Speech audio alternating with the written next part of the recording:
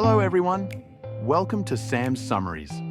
This episode is a deep dive discussion into Sam Fury's summary of Chapter 1 from the book, The Only Cryptocurrency Investing Book You Need by Freeman Publications. It has been created with the help of AI. The chapter is titled, What is Crypto and How Does It Work? You can read the original post at samfury.com. All right, so crypto. We're doing a deep dive into crypto. It seems like everyone wants to understand it. Yeah, for sure. It's definitely a hot topic these days. Yeah, you hear these crazy stories all the time. People getting rich, Absolutely. but also all the risks and the crashes and scams and stuff. Yeah. So we want to give you the knowledge to actually understand it all, even if you never buy a single Bitcoin, Yeah, I think that's a great goal. I think there's a lot of hype out there. Yeah. And I think a lot of people feel like they need to get in on it Right. without really understanding it. Yeah. And it is fascinating stuff. So I think it's good to understand it, even if you're not going to invest. Yeah, so let's start super basic. Mhm. What is cryptocurrency? Okay. It's like digital money, right? Yeah. But I mean, I pay for stuff online all the time with my credit cards. What's the difference? Well, that's a great question. So really, it all comes down to cryptography. Okay. With cryptocurrency, every transaction is incredibly secure because it's... Cryptography, Yeah. which is basically incredibly complex math. Okay. And it makes it virtually impossible to counterfeit. Oh, okay. So that's interesting. It's like you Yeah. can't just like print more of it, I guess. Like Right. it's how governments can just... Yeah, and that actually leads to the second big difference, which is that it's decentralized. Okay. So that means no single bank or government controls it. Think about that for a second. Whoa. That's your money, free from... That's kind of a big deal, actually. It is a big deal. It is a Yeah. big deal, and I think Yeah. it's very attractive to a lot of people. Yeah. Because it gives them the feeling that they're in control of their own finances. Okay, but hold on. No one's in charge. Right. That's both like awesome and terrifying. Yeah. So how does that even work? Right. Who's keeping track of all the transactions if there's no like central bank or something? Yeah. That's where the ingenious part comes in. Okay. It all runs on something called a blockchain. Okay, I've heard of that. Blockchain. Yeah. So imagine a huge digital ledger, Right. like a record of every transaction. Okay. But instead of being kept in one place, like in a bank's vault or whatever, it's copied Mm-hmm. across a vast network of computers. Okay. These are called nodes. And every transaction is recorded on this ledger. Okay. And every node has a copy of the entire ledger. So it's like a million backups all over the place. Exactly. Exactly. So Yeah. if someone tries to cheat the system, Yeah. like change a transaction or something, Yeah.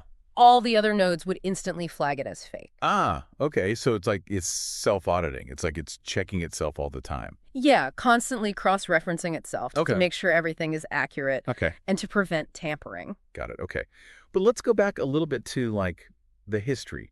Where did this whole crypto thing even begin? Ah, yes. So this is where the story gets really interesting. Okay. It all began back in 2008 with a mysterious figure known only as Satoshi Nakamoto, Okay. the creator of Bitcoin. Oh, Bitcoin. Yes.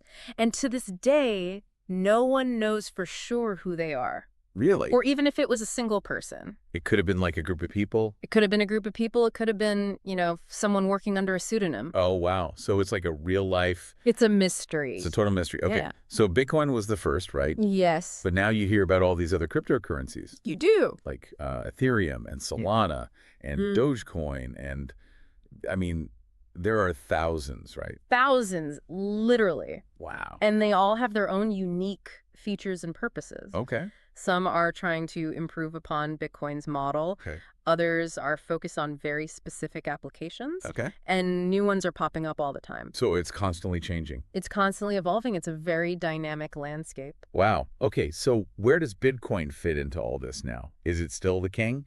Well, it definitely holds a special place. It's the original. Yeah. It's still the most well-known. Mm-hmm. And it's still the most valuable cryptocurrency. Mm-hmm. A lot of people see it as a store of value, almost like digital gold. Okay. It really paved the way, Yeah. set the stage for everything that came after. Yeah. Okay. So we've got Bitcoin, kind of the OG, Yeah, and then all these altcoins, all built on this blockchain technology. exactly. Okay. So let's dig a little deeper into that. Okay. How does blockchain actually work? I mean, you said it's like a ledger. Yeah. but I'm not really getting how it stays secure and tamper-proof with all these copies floating around everywhere. Well, it all comes down to how information is added to the blockchain. Okay. Transactions are bundled together into these things called blocks. Blocks, okay. But each block has a limited storage capacity. Okay. So to add a new block to the chain, Yeah. you need to solve complex mathematical problems. Yeah. And this is where mining comes in. Mining. Yes. Like with a pickaxe and a hard hat. No, not quite. Okay. Although the analogy is kind of apt. Okay. So these miners are powerful computers that are competing to solve these problems. Okay. And the first one to find the solution Yeah. gets to add their block to the blockchain. Okay. And they are rewarded with newly created cryptocurrency. Okay.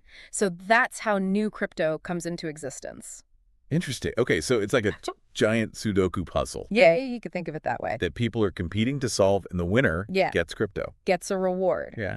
And this process is called proof of work. Proof of work. Okay. And it's what ensures the blockchain's integrity. Got it. Okay, so because it's all happening Yeah. across thousands of computers, it's almost impossible for one person to Yeah. mess with it. Exactly. Yeah. Exactly. It's incredibly secure Right. because it's so distributed. Okay, that's impressive. Yeah. But how does everyone agree on which block gets added? Yeah.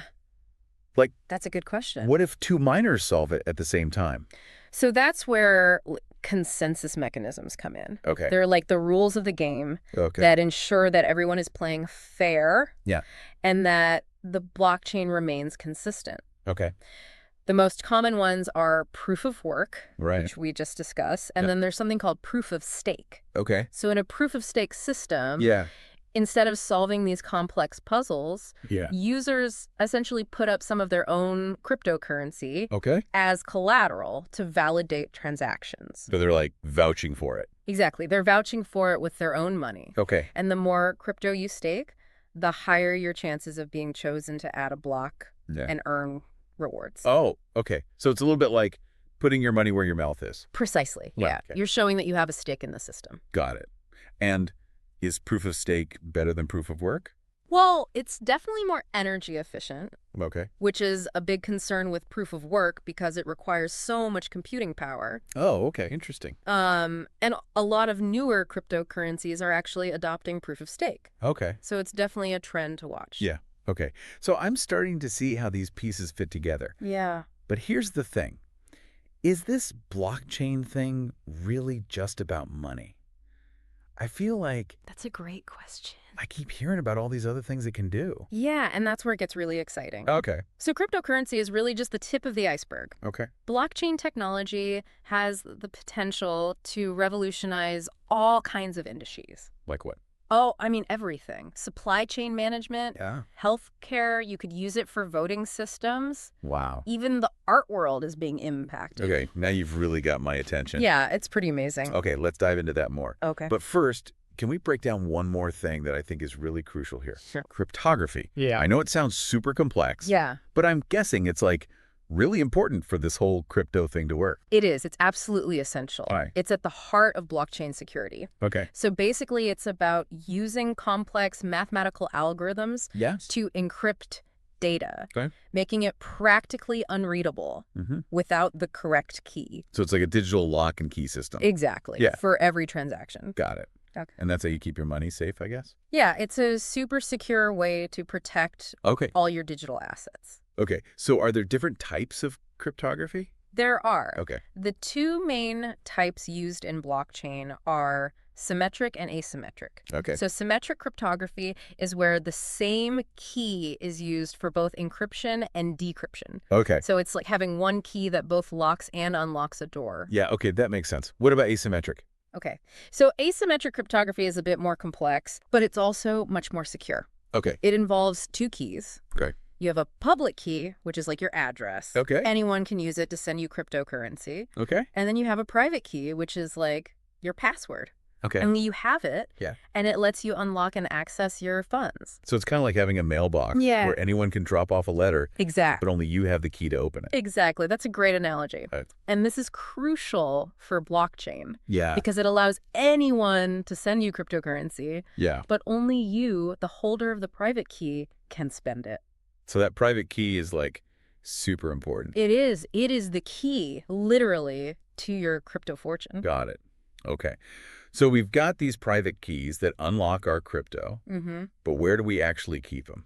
That brings us to the topic of crypto wallets. Okay, wallets. Yes. So these are the digital vaults where you store your cryptocurrency. Okay, so next time we'll talk about wallets. We will. That's where we'll pick up in the next part of our deep dive. Awesome. Okay. Yeah. So we've covered a lot of ground so far. We have. It's a lot to take in, I know. We talked about the mysterious origins of Bitcoin, this whole genius idea of the blockchain, this crucial role of cryptography, and even how new crypto is created through mining. Exactly. It's a lot. We've only just scratched the surface. I know, right? But it's fascinating stuff. Yeah, it is. So stay tuned because we're just getting started. Absolutely.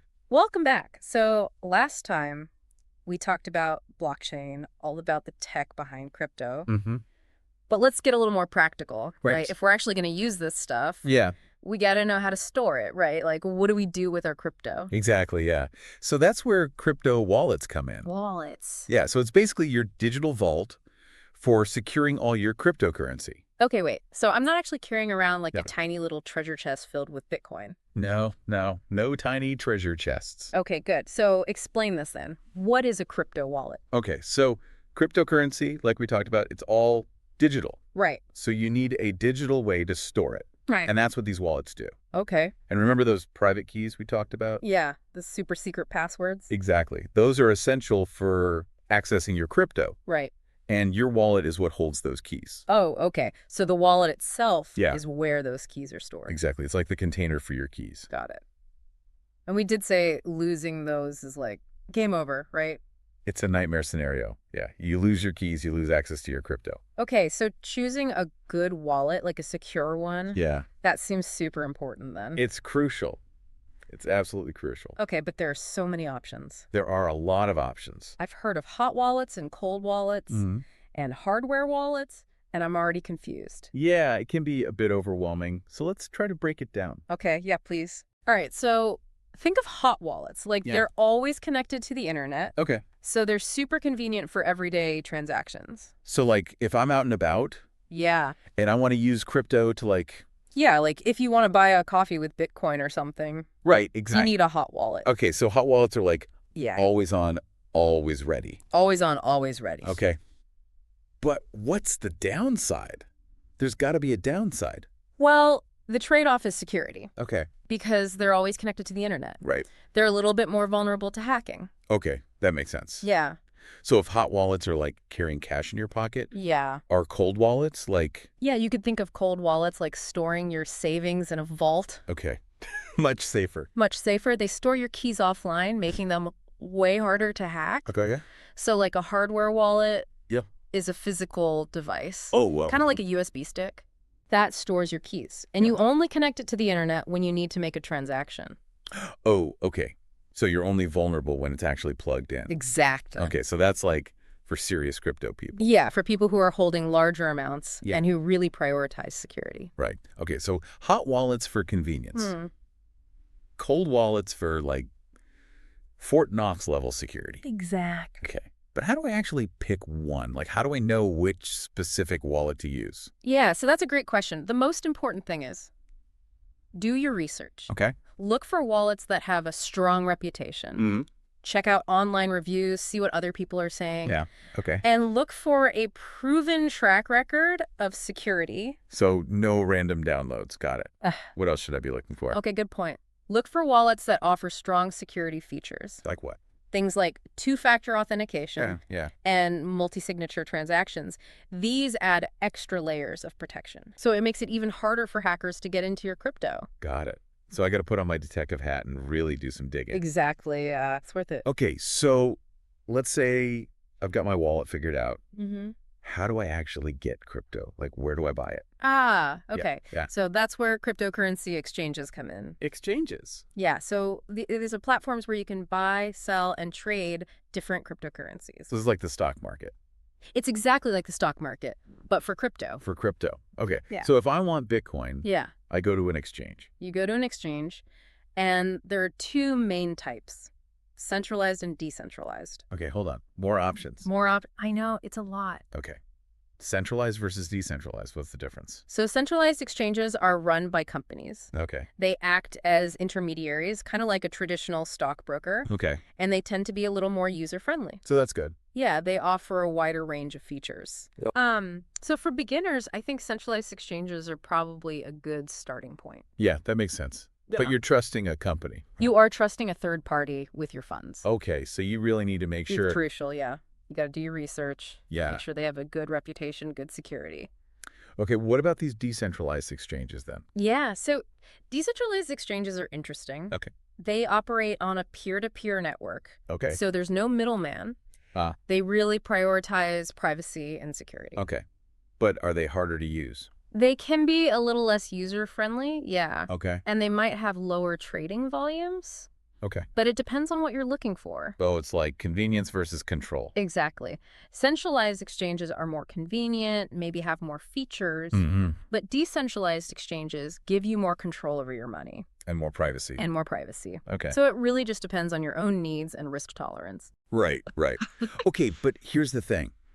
If I'm buying a bunch of crypto, yeah, I can't just leave it on the exchange. That's a really good point. And that's actually a common mistake that people make. Really? Yeah. So you should think of exchanges as a place to buy and sell. Okay. Not a place to store large amounts of cryptocurrency for long periods. Why not?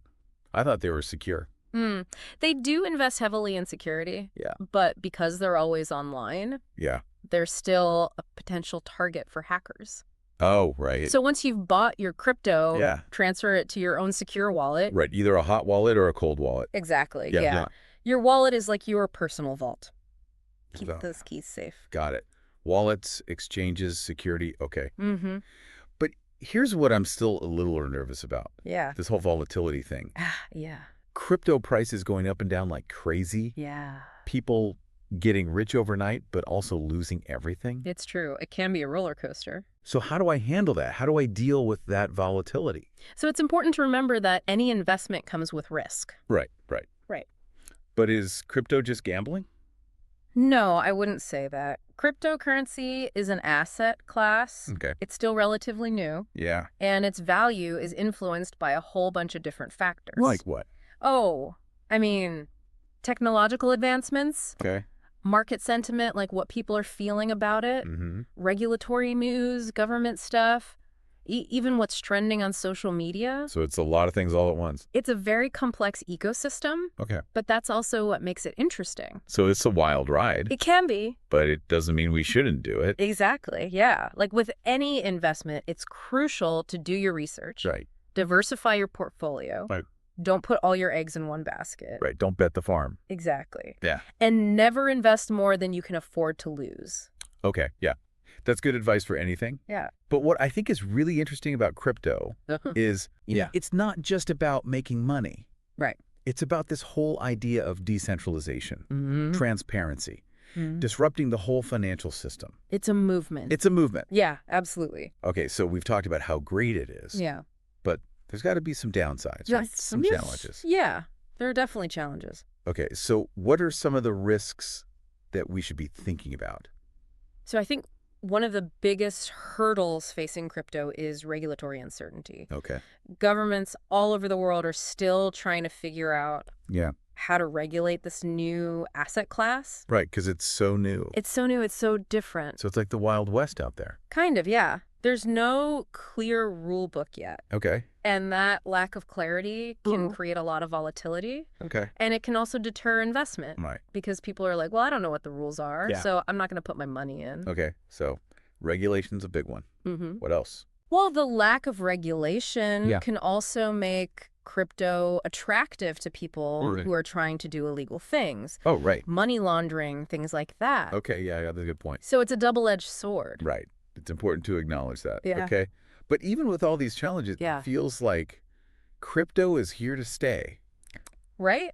I think so. It's evolving so rapidly. Yeah. It's hard to keep up. That's what I'm saying. It's like every day there's something new happening. New coins, new platforms, new applications. It's a very dynamic space. So how do we keep up? How do we not get left behind? That's the million-dollar question. And that's what we'll talk about in the next part of our deep dive. Okay, awesome. We'll explore some of the resources and strategies you can use to navigate this ever-changing crypto landscape. Awesome. Looking forward to it. All right, so we've talked about a lot in this crypto deep dive. We have, yeah. A lot of information. The tech behind it, the wallets, the exchanges. But it feels like crypto just keeps changing, you know? It does. It's constantly evolving. Every day there's a new headline, new coin, new something. It can be overwhelming. So how do we keep up? That's the question. And how do we avoid getting fooled? Right. There's a lot of hype. There is. And that's where I think a healthy dose of skepticism is really important. Okay. Don't just blindly follow the hype. Easier said than done. It's like everyone on social media is suddenly a crypto expert. I know, right? It's like everyone's got advice. Yeah. But be wary of those get-rich-quick promises. Okay, yeah. Anyone who's guaranteeing returns, if it sounds too good to be true, it probably is. Right. This is still a relatively new market. It's volatile.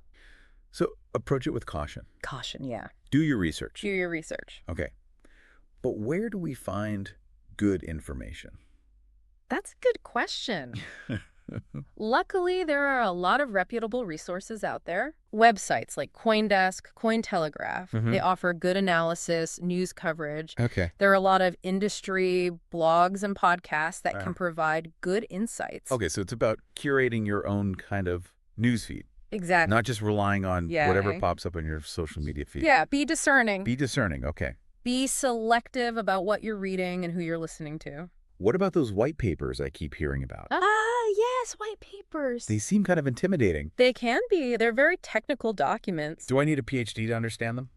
No, not necessarily.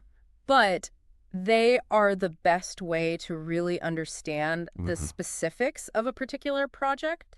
You know, the underlying technology, the goals. Okay. You don't need to understand every detail. Yeah. But even skimming through them can be really helpful. Okay, so research, good sources, maybe check out some white papers. But how do we stay up to date?